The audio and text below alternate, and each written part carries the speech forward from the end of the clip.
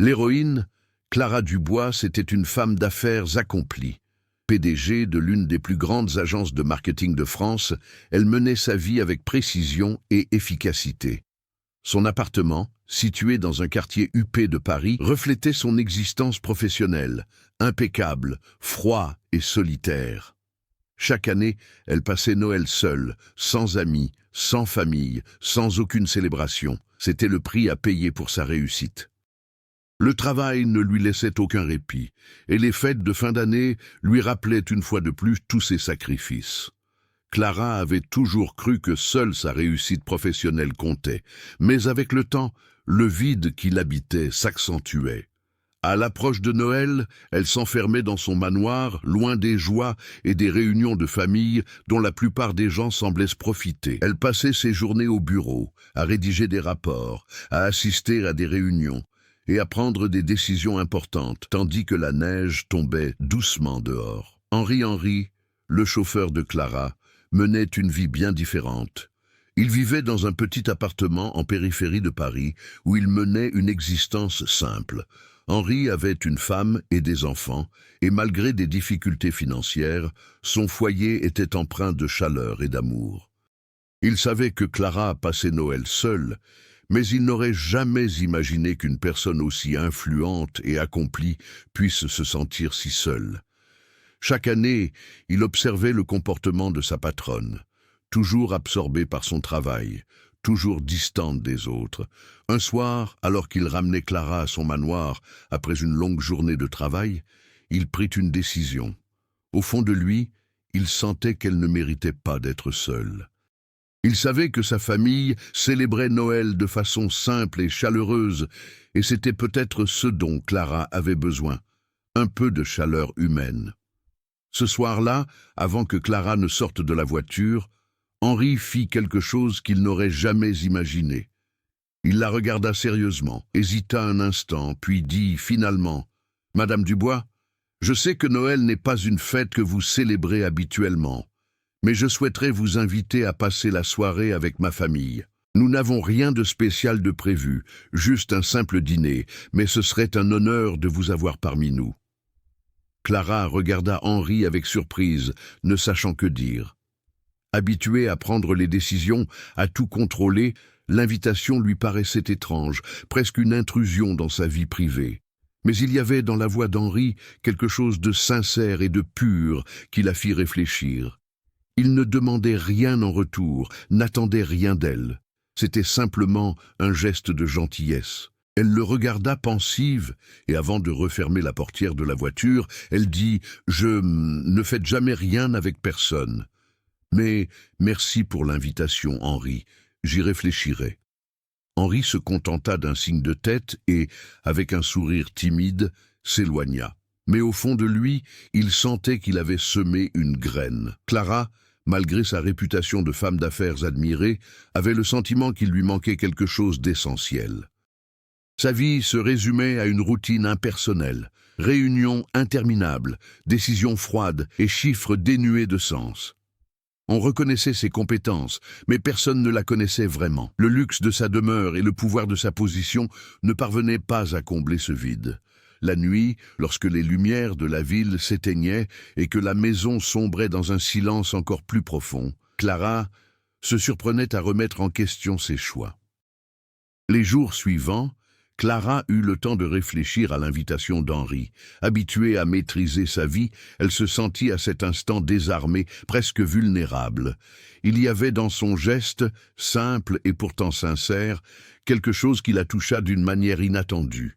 Elle ne savait que faire de cette invitation, mais une part d'elle-même était curieuse. Qu'est-ce qu'Henri, un homme simple, pouvait bien lui offrir qu'elle n'avait jamais trouvé dans le luxe et l'agitation de son monde professionnel? Pendant ce temps, Henri poursuivait sa vie quotidienne avec sa simplicité habituelle. Il se levait tôt pour emmener les enfants à l'école, puis conduisait Clara à son travail, toujours souriant, saluant les gens avec courtoisie et traitant chacun avec respect, sans distinction de statut social. Sa femme, Marie, travaillait dans une petite boulangerie au coin de la rue, et leurs enfants, Camille et Lucas, étaient sa plus grande joie. Pour eux, Noël n'était pas synonyme de cadeaux onéreux ou de fêtes fastueuses, mais de moments partagés autour d'un repas simple, célébrant l'unité familiale. Henri a grandi dans un quartier modeste, où régnait un fort esprit de communauté. Les gens s'entraidaient, et la vie, malgré ses difficultés, recelait toujours un petit bonheur. Une conversation animée sur la place, ou la visite inattendue d'amis. Il n'avait jamais imaginé que sa patronne, une femme si brillante, puisse se sentir seule. Mais au fil des années, il avait constaté que Clara se repliait sur elle-même et devenait de plus en plus distante. Il savait qu'elle n'était pas du genre à exprimer ses émotions, mais la solitude de Clara était palpable et il se sentit obligé d'agir. Ce soir-là, après avoir lancé l'invitation, Henri ne s'attendait pas à une réponse immédiate. Mais en rentrant, il trouva sa famille réunie autour de la table, embaumée par le parfum d'un rôti et de pommes de terre qui cuisaient au four. Marie s'affairait en cuisine, tandis que Camille et Lucas jouaient autour du sapin de Noël. Henri parla à sa femme de l'invitation qu'il avait adressée à Clara, et Marie, avec un sourire bienveillant, accepta aussitôt. « Si elle accepte, ce sera bien pour elle », dit Marie en remuant les pommes de terre. Henri ignorait ce que Clara ferait, mais une partie de lui sentait qu'il avait la possibilité de changer sa vie. Il n'avait rien à lui offrir matériellement, mais sa famille possédait quelque chose que Clara n'avait jamais connu. La simplicité d'un véritable Noël, empli d'amour et de chaleur humaine. Les jours suivants, Clara se surprit à méditer sur l'invitation. Elle savait qu'Henri n'attendait rien en retour, mais l'idée d'abandonner sa routine rigide et impersonnelle la troublait. Elle se demandait « Que désirait-elle vraiment de la vie ? Que manquait-il à son existence pour qu'elle se sente pleinement épanouie ?» C'était une question difficile et la réponse semblait lointaine.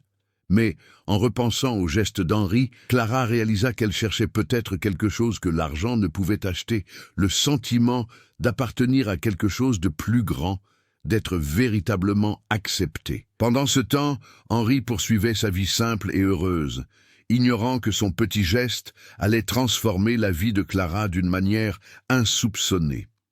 Il était convaincu que parfois, ce dont une personne a le plus besoin, ce ne sont pas les richesses, mais quelque chose qui touche profondément son cœur. Et il s'apprêtait à offrir cela à Clara, sans même savoir comment elle réagirait. Clara n'aurait jamais imaginé qu'une simple invitation puisse bouleverser à ce point sa vision de la vie. Le matin de Noël, elle se prépara, enfila une robe simple mais élégante et se rendit chez Henri. Durant le trajet, elle avait le cœur lourd. Elle se sentait mal à l'aise, comme si elle s'apprêtait à empiéter sur l'intimité de quelqu'un qu'elle n'avait jusqu'alors considéré que comme un employé. En arrivant devant la petite maison d'Henri, la simplicité des lieux la frappa d'emblée. Point de la grandeur des dîners de gala auxquels elle était habituée, ni de l'élégance des salles luxueuses. C'était une maison simple, mais l'accueil chaleureux et sincère lui donna immédiatement l'impression d'être une intruse. Henri l'accueillit à la porte avec un sourire sincère, comme si elle était l'invitée la plus importante au monde, et la fit entrer. La maison, bien que modeste, était décorée avec amour. Un sapin de Noël orné de décorations simples, mais chargées de sens, et l'arôme d'un repas fait maison embaumait l'air. Marie était dans la cuisine, fredonnant doucement un chant de Noël tout en préparant le plat principal. Camille et Lucas, ses enfants, jouaient dans un coin de la pièce, leurs visages illuminés par la douce lumière du sapin. Clara ressentit un pincement au cœur. Elle ne savait comment se comporter. La scène qui se déroulait sous ses yeux était si différente de tout ce qu'elle connaissait. Où étaient les cadeaux somptueux, les préparatifs fastueux, le faste d'une fête de Noël mondaine? Rien de tout cela. Mais lorsqu'Henri la présenta à sa femme et à ses enfants, et qu'elle fut accueillie chaleureusement, quelque chose commença à changer en elle. Marie sourit doucement, accueillant Clara comme une amie de longue date. « Nous sommes ravis que tu aies accepté notre invitation, Clara. Ce sera une soirée simple, mais j'espère que tu te sentiras comme chez toi, » dit Marie avec un sourire accueillant. Clara, ne sachant comment réagir, esquissa un sourire forcé, mais son regard se perdit dans les petits détails de la maison. Les jouets simples, les rires des enfants d'Henri et la table croulant sous les plats faits maison. Tout semblait si authentique. À chaque instant qui passait, Clara se sentait un peu plus déconnectée du monde qu'elle fréquentait autrefois. Le vide qu'elle ressentait auparavant semblait s'intensifier à la vue de cette vie simple, et pourtant emplie de quelque chose qu'elle n'avait jamais connu, le sentiment d'appartenance. Au fil de la soirée, Clara réalisa que ses propres valeurs étaient remises en question. Elle ne cessait de comparer le Noël simple et chaleureux d'Henri aux fêtes fastueuses auxquelles elle avait l'habitude d'assister, où le but principal était d'impressionner par son statut et son pouvoir. Ici, chez Henri, point de faux-semblants. Les conversations étaient légères, les rires sincères, et les mets, loin d'être hors de prix, étaient préparés avec amour. Au fil de la nuit, Clara se sentit peu à peu plus à l'aise, malgré son malaise initial. Henri, par sa générosité et sa simplicité, devint une présence réconfortante à ses côtés, et ses enfants, avec leur rire communicatif, lui faisaient oublier les pressions et les responsabilités qui pesaient sur elle. Mais malgré tout, un sentiment d'inadéquation persistait. Elle ne se sentait pas à sa place dans ce monde simple, et malgré tous ses efforts pour lâcher prise, elle ne pouvait se défaire de l'idée que sa vie, malgré ses réussites, était dépourvue de quelque chose d'essentiel. Lorsque le dîner fut terminé et que tout le monde prit place autour de la table, Clara réalisa qu'un changement s'opérait en elle. Elle n'avait jamais connu une telle intimité, un tel échange authentique. À cet instant, Clara sentit, pour la première fois depuis longtemps, que quelque chose dans sa vie devait changer. Elle sentait qu'elle ne pouvait plus continuer à vivre dans le vide que lui offraient sa carrière et sa solitude. Henri, remarquant la transformation subtile, regarda Clara avec un sourire discret. Il savait qu'il ne pouvait pas changer sa vie du jour au lendemain, mais il sentait qu'au moins, pour ce Noël-là, il avait fait quelque chose qui avait profondément touché l'âme de la femme d'affaires.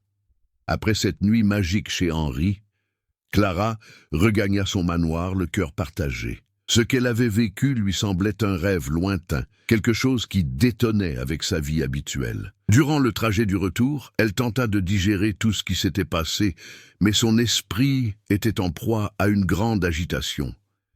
La familiarité du monde professionnel l'attendait. Le bureau, les rapports, les décisions importantes à prendre.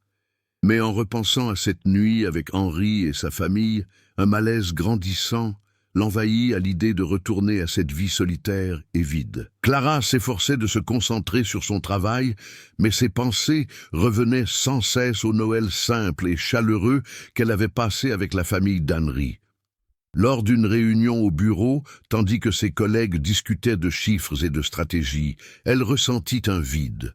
Plus rien de tout cela ne semblait avoir d'importance. La réalité de son monde professionnel lui parut soudain étriquée et dénuée d'âme. Elle se surprit à se demander, la réussite professionnelle vaut-elle la peine si elle se fait au détriment d'une vie personnelle vide?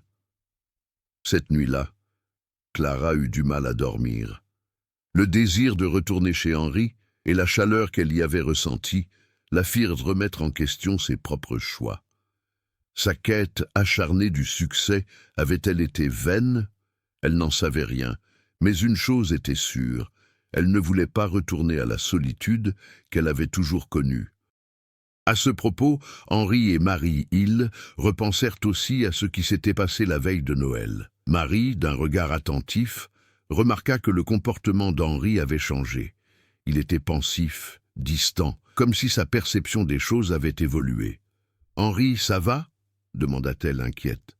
Lui, toujours si simple et direct, semblait aux prises avec quelque chose qu'il ne comprenait pas vraiment.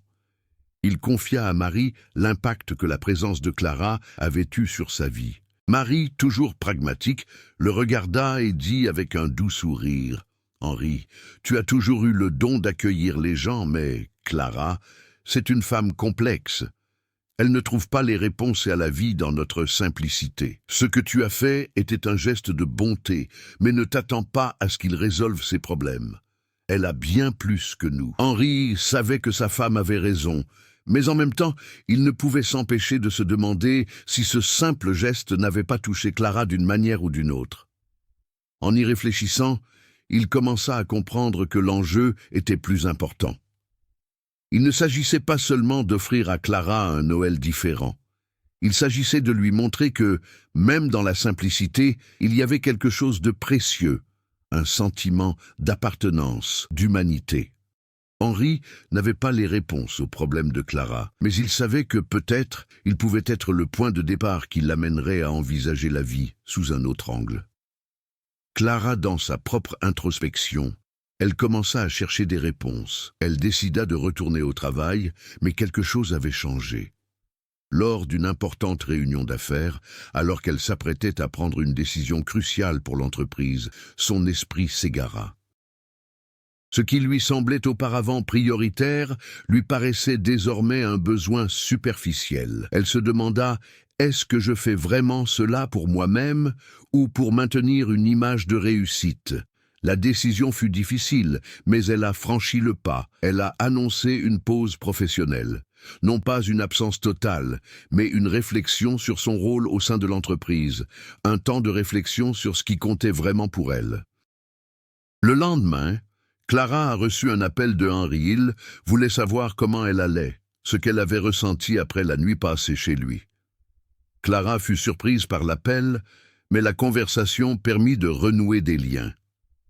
Elle le remercia de nouveau pour son invitation et lui confia son sentiment de désarroi, son incapacité à concilier sa vie professionnelle et le vide qu'elle ressentait dans sa vie personnelle.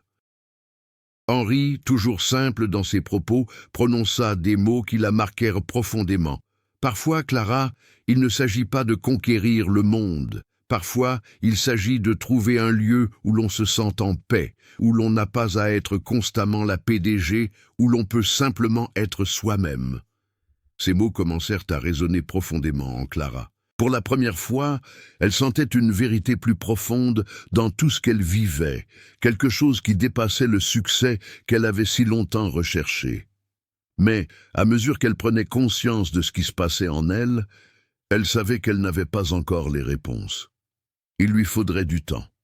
Et peut-être que le premier pas serait de trouver un équilibre entre son univers professionnel et la simplicité qu'incarnait Henri. Le temps avait passé depuis ce Noël simple avec Henri et sa famille, et Clara restait tiraillée entre le monde de l'entreprise et le désir d'une vie plus authentique et profonde. Toujours en congé, elle cherchait un équilibre entre ces deux aspirations qui semblaient l'attirer, mais au fond d'elle, elle savait qu'il fallait que quelque chose change. Et c'est dans ce moment de réflexion que le déclic s'est produit. Clara reçut une convocation urgente. L'entreprise était confrontée à une crise inattendue. Une fusion majeure avec un concurrent était menacée, et sa décision pouvait sauver l'entreprise ou entraîner sa chute. Sa présence était essentielle. Elle se prépara à reprendre le travail, mais un malaise la gênait. Elle se demandait si elle devait choisir la facilité, aller au bureau, analyser les chiffres, prendre des décisions rapides, ou si elle devait prendre du recul et se demander si c'était vraiment la vie qu'elle souhaitait. Au même moment, une seconde opportunité se présenta. Henri, qui avait remarqué le changement chez Clara, lui fit une proposition inhabituelle. Sachant que Clara commençait à s'interroger sur sa vie, il lui suggéra quelque chose qu'il n'avait jamais imaginé. Un partenariat dans un projet communautaire, dans un village de la région. Il s'était impliqué auprès d'un groupe local qui souhaitait ouvrir un centre d'aide aux familles défavorisées, et il savait que Clara, grâce à ses connaissances et à son sens du leadership, pourrait contribuer à structurer ce projet. C'était l'occasion de mettre ses compétences au service d'une cause concrète, quelque chose qui dépassait la simple notion de profit et de chiffres, quelque chose qui ait un impact réel sur la vie des gens. Alors que ces deux possibilités se présentaient à elle, Clara se retrouva à la croisée des chemins. La fusion de l'entreprise exigerait son engagement total, mais la proposition d'Henri lui semblait une chance de faire quelque chose de vraiment important, quelque chose qui la reconnecterait aux gens et à ce qui comptait vraiment pour elle. Clara sentait que la vie en entreprise, avec son jargon et ses pressions, ne lui apportait plus la satisfaction qu'elle recherchait. Mais en même temps, elle savait ce qui était en jeu. L'entreprise était son empire, l'aboutissement d'années de dur labeur. L'abandonner signifierait bien plus qu'un simple changement de carrière. Ce serait renoncer à tout ce qu'elle avait construit jusque-là. La décision à laquelle Clara était confrontée ne concernait pas seulement l'avenir de l'entreprise, elle concernait la femme qu'elle aspirait à devenir. Elle ne pouvait plus ignorer le vide qu'elle ressentait, mais elle savait aussi qu'un changement aussi radical aurait un impact profond sur sa vie et sur son entourage. Le matin de la réunion cruciale, Clara revêtit sa tenue professionnelle habituelle. Elle était prête à affronter la pression et les attentes, mais en se regardant dans le miroir, quelque chose avait changé. Son reflet ne ressemblait plus à cette femme impitoyable qui dirigeait avec autorité. Elle vit une femme épuisée, dissimulée derrière une façade de réussite. Clara comprit à cet instant précis qu'elle n'était plus la même. La femme qu'elle voyait dans le miroir avait commencé à se transformer. Ce qu'elle désirait vraiment, c'était plus que la perfection professionnelle. Elle aspirait à l'authenticité, à trouver un sens à son travail, et non à n'être qu'une simple ligne sur un bilan comptable. À l'approche de la réunion, Clara fit quelque chose d'inattendu. Elle appela Henri. D'une voix ferme mais empreinte de soulagement, elle dit « Henri, je crois que j'ai trouvé ce que je veux vraiment faire. Je vais quitter l'entreprise et me consacrer au projet communautaire. Ma vie d'avant n'a plus de sens pour moi. J'ai besoin de quelque chose de concret, de quelque chose qui touche les gens. » Henri, surpris mais aussi soulagé, répondit « Je savais que tu t'éloignais de l'essentiel. Clara, tu as en toi quelque chose qui peut transformer des vies et je suis heureux que tu aies trouvé ta voie. Ensemble, nous pouvons faire la différence. » Lorsqu'elle raccrocha, Clara ressentit un sentiment de liberté. La pression des attentes professionnelles commençait à s'estomper et, pour la première fois depuis des années, elle avait le sentiment d'être sur la bonne voie. La décision de Clara de quitter le monde de l'entreprise pour se consacrer à ce projet communautaire a eu des conséquences immédiates et profondes. Le premier impact s'est fait sentir lors des réunions d'entreprise, où son départ a suscité la surprise et, dans certains cas, même de la résistance. Clara était une dirigeante respectée, mais sa décision de quitter son poste de PDG a provoqué un choc au sein de la haute direction. Nombre de ses collègues, qui la percevaient comme une femme puissante et autoritaire, ne comprenaient pas les raisons de ce changement. Lors d'une réunion avec les hauts dirigeants, Clara expliqua sa décision avec fermeté, mais aussi avec une sincérité qu'on lui connaissait peu. Elle évoqua le vide qu'elle ressentait et son besoin de donner un sens plus authentique à sa vie. À la fin de la réunion, un silence gênant s'installa. Certains applaudirent son courage d'avoir suivi son cœur, tandis que d'autres, notamment les plus conservateurs, semblaient perplexes. Ils ne comprenaient pas comment on pouvait renoncer à autant de pouvoir et de statut pour une cause qui, à leurs yeux, paraissait futile. L'une des réactions les plus frappantes fut celle de Marc Marc, le vice-président de l'entreprise, qui avait été son bras droit pendant des années, ne put dissimuler sa déception. Après la réunion, il s'approcha d'elle et, d'un ton inquiet, lui dit « Clara, es-tu sûre de faire le bon choix? Tu laisses tout derrière toi pour un projet communautaire? N'est-ce pas risqué? L'entreprise a besoin de toi plus que jamais. » Clara le regarda avec un sourire triste. « Je comprends ce que tu dis, Marc, mais j'ai besoin de le faire pour moi. Je sais que tu ne comprends pas, mais je crois qu'il y a quelque chose de plus important pour moi que les profits et les résultats. » Marc semblait encore sceptique, mais il respectait sa décision. Cependant, l'entreprise se retrouvait sans sa figure emblématique. La transition serait difficile, et Clara le savait. Au fond d'elle, elle craignait que l'empire qu'elle avait bâti ne s'effondre sans elle. Mais en même temps, elle ressentait une paix intérieure qu'elle n'avait jamais connue. Alors que Clara quittait le bureau pour la dernière fois, elle ressentit un mélange de soulagement et d'appréhension. Elle laissait derrière elle non seulement une carrière brillante, mais aussi une partie d'elle-même. Elle savait que le monde qui l'entourait la percevrait différemment. Et de fait, tes amis, leurs réactions étaient partagées. Certains la soutenaient sans réserve, reconnaissant le courage de Clara d'avoir suivi sa véritable vocation.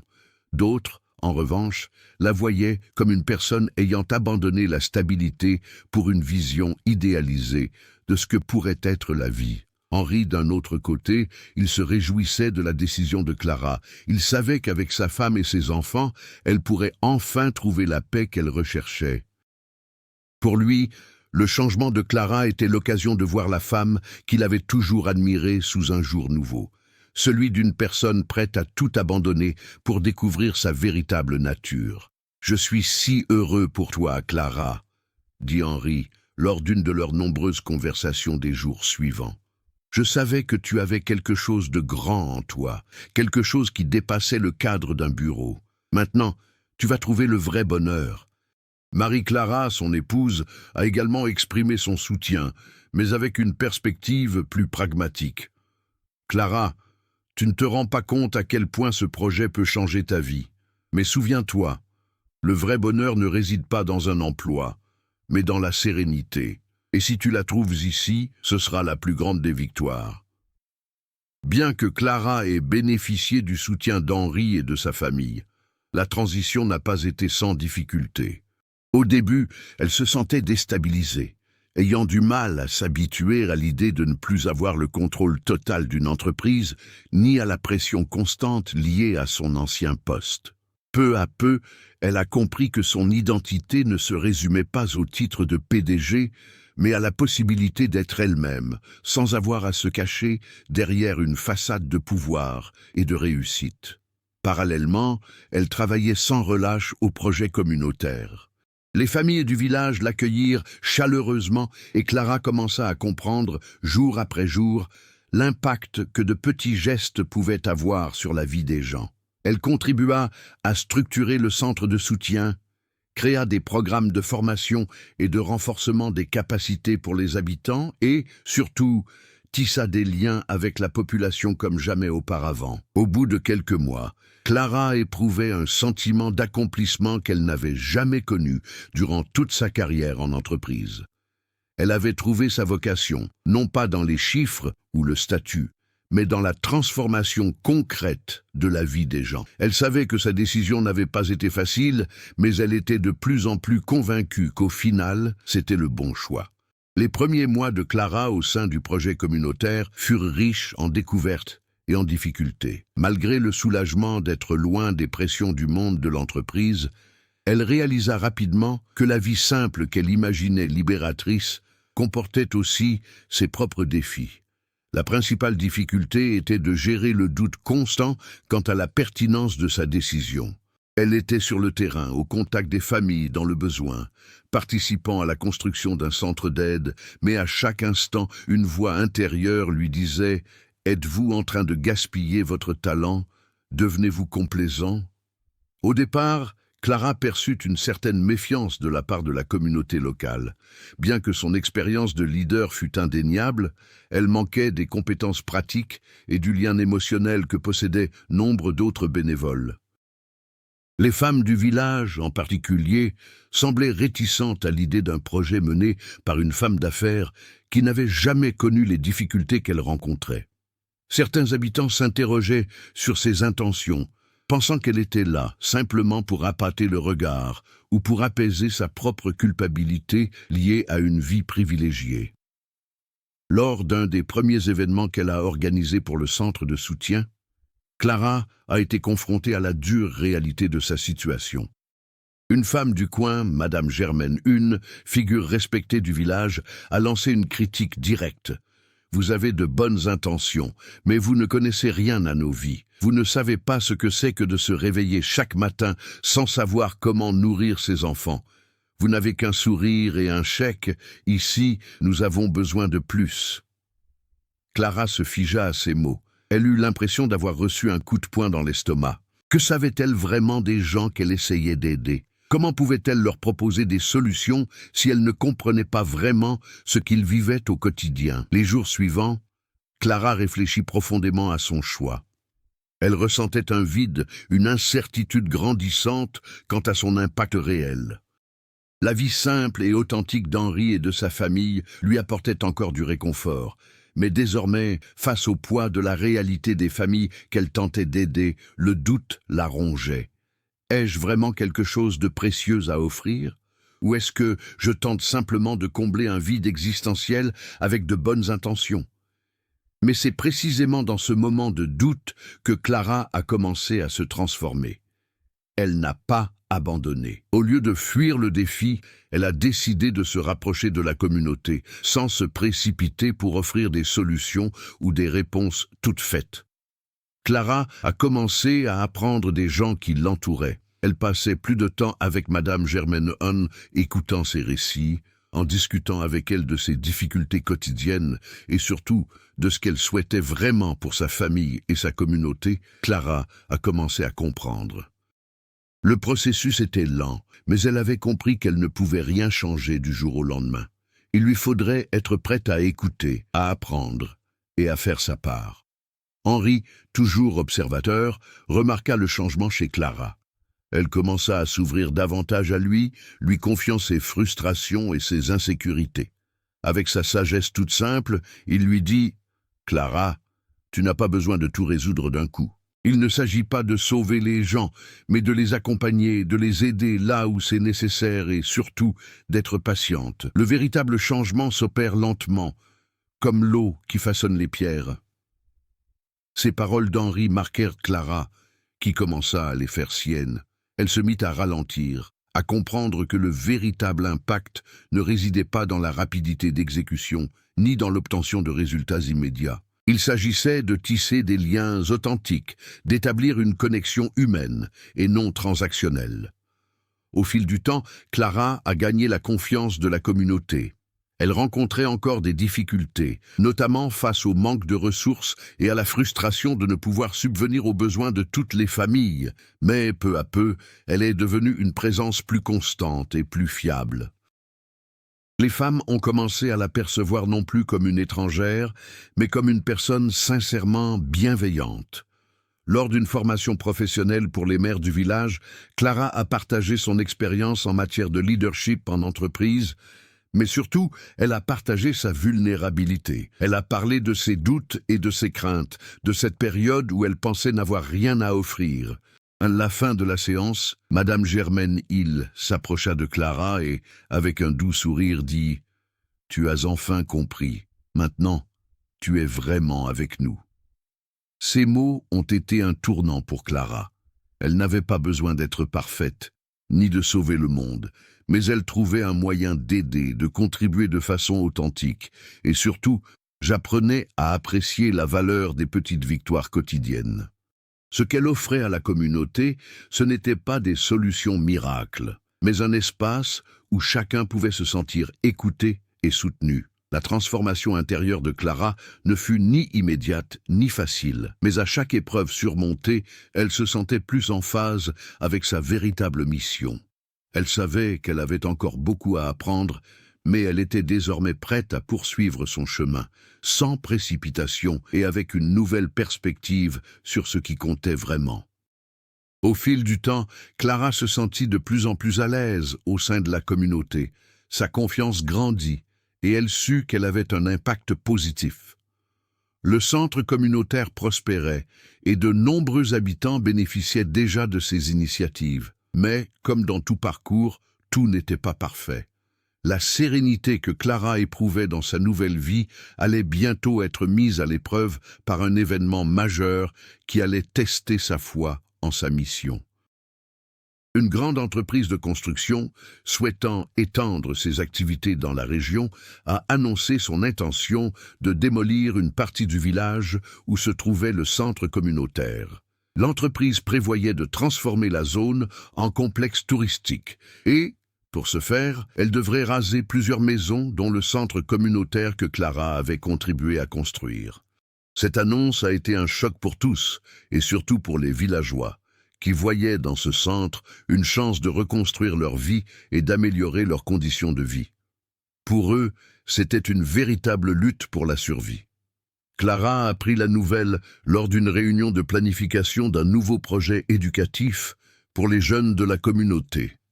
Elle s'apprêtait à annoncer les prochaines étapes lorsqu'un des plus anciens résidents, M.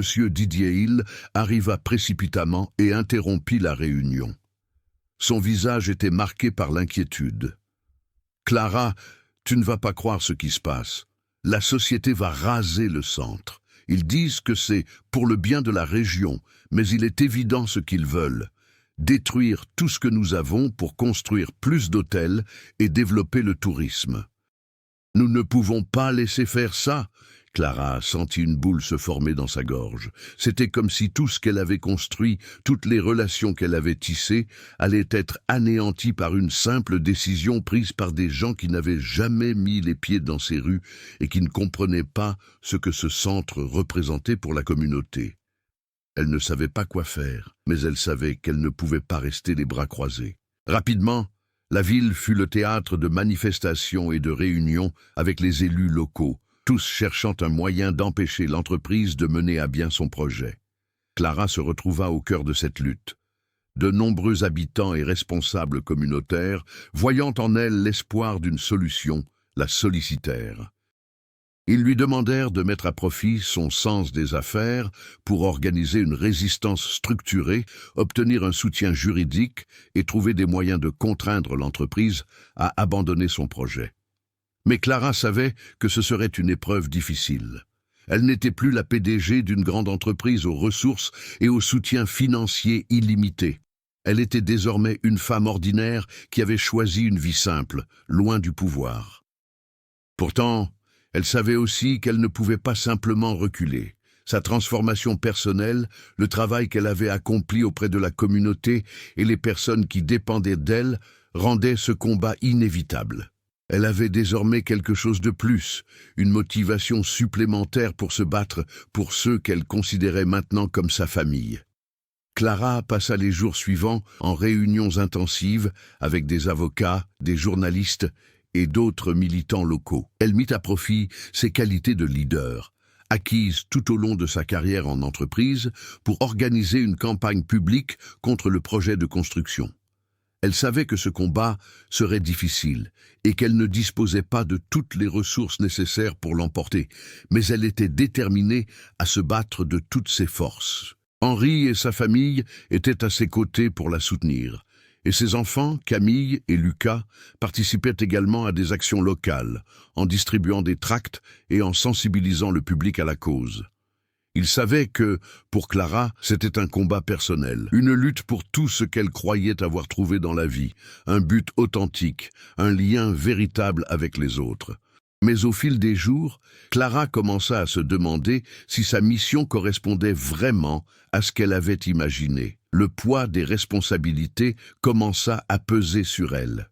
La pression de trouver une solution lui semblait insurmontable. Elle commença à craindre que, malgré tout son dévouement, elle ne puisse pas freiner la progression de l'entreprise. Elle se demandait « Suis-je vraiment capable de me battre pour cela ? Suis-je assez fort pour affronter un géant du secteur privé ?»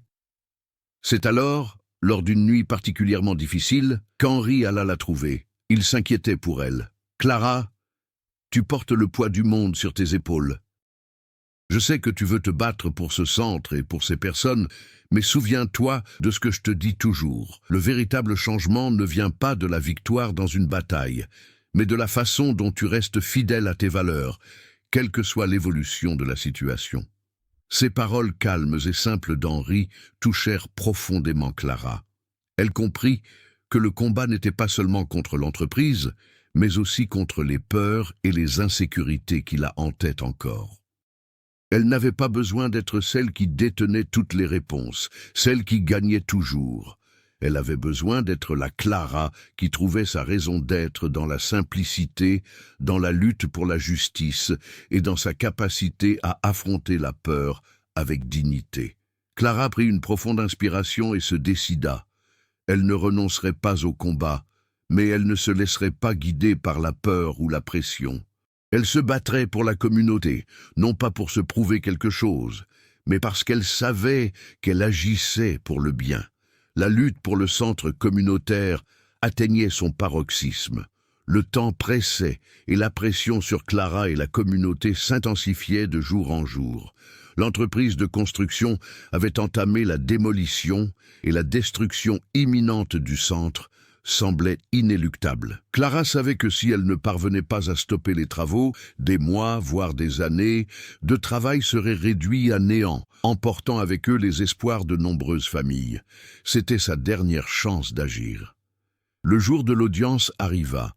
Clara était visiblement nerveuse, mais déterminée. Elle savait que la bataille juridique serait longue et difficile, avec les ressources de l'entreprise de son côté, et elle, une femme jusqu'alors inconnue des puissants, se battant seule. Mais quelque chose avait changé en elle. Elle n'était plus celle qui se cachait derrière un bureau luxueux, en quête de statut ou de reconnaissance. Désormais, Clara croyait profondément en ce qu'elle faisait, prête à affronter tous les obstacles pour défendre la justice. Au tribunal, la tension était palpable. L'entreprise de construction était représentée par des avocats de renom, tandis que Clara était assistée d'un avocat local. Pierre Clara, qui croyait en elle et en la cause, n'avait cependant pas les moyens de s'opposer aux géants du secteur. L'entreprise, forte de sa puissante équipe d'avocats, présentait ses arguments: développement économique, création d'emplois, modernisation de la région. Elle affirmait que le projet touristique apporterait la prospérité à tous. Mais pour Clara, il était clair que tout cela n'était qu'une façade pour profiter du travail accompli par les habitants. Quand ce fut au tour de Clara de prendre la parole, elle inspira profondément et se leva. Elle savait qu'elle n'avait pas l'éloquence d'un avocat chevronné, mais elle possédait quelque chose qui leur manquait, un véritable contact humain. Clara regarda le juge et, d'une voix ferme, commença sa plaidoirie. « Je ne suis pas expert en droit ni en grands projets immobiliers. Mais ces derniers mois, j'ai compris que la véritable richesse d'une communauté ne réside pas dans les immeubles de luxe ni dans les chiffres de vente. La vraie richesse, ce sont les gens, les liens qu'ils tissent, la solidarité et l'espoir d'un avenir meilleur. Le centre communautaire n'est pas qu'un simple lieu physique, c'est le symbole de notre capacité à travailler ensemble, à surmonter nos difficultés et à bâtir un avenir meilleur pour nos familles. » Le juge la regarda en silence, tandis que Clara poursuivait. « J'ai demandé aux habitants de ce quartier de partager leurs histoires, et ce que j'ai entendu m'a profondément marqué. Ils ne veulent pas être de simples pions dans un projet de développement. Ils aspirent à la dignité, à l'éducation, à une vie meilleure. C'est ce qui est en jeu. Ce qui est en jeu, ce n'est pas seulement le centre lui-même, mais aussi l'opportunité offerte à des milliers de personnes qui disposent désormais d'un lieu où trouver du soutien, où apprendre à construire leur avenir. » Clara fut submergée par une vague d'émotions, mais elle garda son sang-froid. Elle savait qu'elle ne défendait pas seulement un centre communautaire, mais une cause plus importante. Elle n'était pas là pour sauver tout le monde, mais pour veiller à ce que les aspirations de la communauté soient respectées, qu'elles soient entendues. À la fin de son discours, le tribunal se tut. Les avocats de la société tentèrent de discréditer ses propos, affirmant qu'ils étaient fondés sur l'émotion et non sur des faits. Mais le juge parut réfléchir, visiblement touché par la sincérité et la détermination de Clara. L'audience s'acheva, et tous attendirent avec impatience le verdict. Les jours suivants, la tension monta en ville. Clara continua son travail au centre-ville, mais son esprit était préoccupé par le pire. Elle savait qu'une défaite serait un coup dur pour la communauté, et elle ignorait si elle pourrait la supporter. Mais elle savait aussi que, quoi qu'il arrive, elle avait fait tout son possible. Finalement, la décision du juge fut annoncée. À la lecture du verdict, Clara eut du mal à croire ce qu'elle entendait. Le tribunal avait statué en faveur de la communauté, suspendant les travaux de construction et ordonnant une nouvelle évaluation de l'impact social et économique du projet de l'entreprise. Le centre communautaire a été sauvé. Clara était épuisée, mais en même temps un immense soulagement et une profonde gratitude l'envahissaient. Elle savait que cette victoire n'était pas seulement la sienne, mais celle de toute la communauté qui s'était unie pour résister. Les familles, les bénévoles, Henri et sa femme Marie, tous étaient à ses côtés, la soutenant à chaque instant. Henri était là, L'attendant, un sourire fier aux lèvres, il la serra fort dans ses bras, et Clara eut l'impression d'être libérée d'un poids immense. Elle le regarda, et les larmes aux yeux dit « Je n'aurais pas pu faire ça sans toi ». Henri sourit, un éclat dans les yeux. « Tu as fait ça pour toi, Clara, et plus important encore, tu l'as fait pour nous tous ». Le centre communautaire n'était plus seulement un espace physique, il représentait désormais quelque chose de bien plus grand. La force d'une femme qui croyait en quelque chose de plus grand qu'elle-même, le courage d'une communauté unie pour un objectif commun. Et la transformation de Clara en une personne qui avait trouvé sa raison d'être non pas dans la réussite professionnelle, mais dans un lien authentique avec les autres. La victoire au tribunal a apporté un immense soulagement à Clara et à toute la communauté. Le centre communautaire était enfin en sécurité. Mais la véritable transformation ne résidait pas uniquement dans la décision de justice. Ce qui a véritablement changé, c'est l'essence même de Clara et sa façon de percevoir la vie et les autres. Elle avait entrepris son cheminement en quête d'un but plus noble, au-delà des pressions du monde de l'entreprise. Désormais, elle constatait clairement l'impact positif de son action. Les familles qui lui avaient fait confiance étaient plus unies, plus motivées, et le centre était devenu le cœur de la communauté. Les jeunes s'épanouissaient, les femmes gagnaient en autonomie et peu à peu, le village se transformait d'une manière que Clara n'aurait jamais imaginée. Henri était resté à ses côtés à chaque étape, lui offrant toujours son soutien, mais Clara savait désormais qu'elle n'avait plus besoin de personne pour être heureuse. Elle avait trouvé sa véritable force, une force qui puisait sa source dans l'authenticité, le courage de suivre son cœur et la volonté de se battre pour ce qui était juste. Clara commença également à comprendre que le succès n'était plus lié au statut social ou à la richesse. La véritable mesure de son succès résidait dans les vies des personnes qu'elle avait contribué à transformer. La communauté possédait désormais quelque chose de précieux et d'inestimable, l'espoir. Et cela valait bien plus que n'importe quelle entreprise ou titre. Bien que la lutte pour préserver le centre ait été ardue, Clara savait que ce n'était qu'un début. Il lui restait encore beaucoup à faire, de nombreux obstacles à surmonter, mais elle était désormais plus forte et mieux préparée. Elle n'était plus une femme d'affaires en quête de pouvoir. Elle était devenue une femme en quête de transformation, pour elle-même et pour les autres. À la fin de l'année, à Noël, Clara et Henri organisèrent une grande fête pour le quartier. C'était l'occasion de célébrer toutes leurs victoires, petites et grandes, remportées ensemble. Les enfants jouaient, les adultes discutaient avec animation, et Clara, le regard tourné vers les autres, ressentit une profonde gratitude. Elle savait qu'elle était enfin à sa place. Le centre n'était pas qu'un simple lieu physique, il incarnait ce qu'elle était devenue. Et plus que tout, il symbolisait ce que la communauté était devenue, un symbole de résistance, de solidarité et, surtout, de transformation. Le parcours de Clara n'avait pas été facile, mais elle avait trouvé quelque chose de plus précieux que le succès qu'elle avait laissé derrière elle. Elle avait trouvé son véritable foyer. Des années plus tard, Clara continua de travailler sans relâche au centre communautaire, forte et plus sage. Son histoire inspira d'autres villages à suivre la même voie d'unité et de changement. Le centre, qui n'était au départ qu'un projet, était devenu un modèle de résistance et de transformation sociale, reconnu par les autorités locales et nationales. Clara, avec l'aide d'Henri et de sa famille, commença également à étendre son action, en créant des programmes d'éducation et d'autonomisation dans d'autres régions. Bien que le monde autour d'elle continuât d'évoluer, elle savait que son véritable héritage résidait dans les vies qu'elle avait influencées et les liens qu'elle avait tissés. Clara a trouvé sa voie en repoussant ses limites et en se battant pour une cause qui la dépasse. Et vous, quel changement aimeriez-vous voir dans le monde et comment pouvez-vous y contribuer ?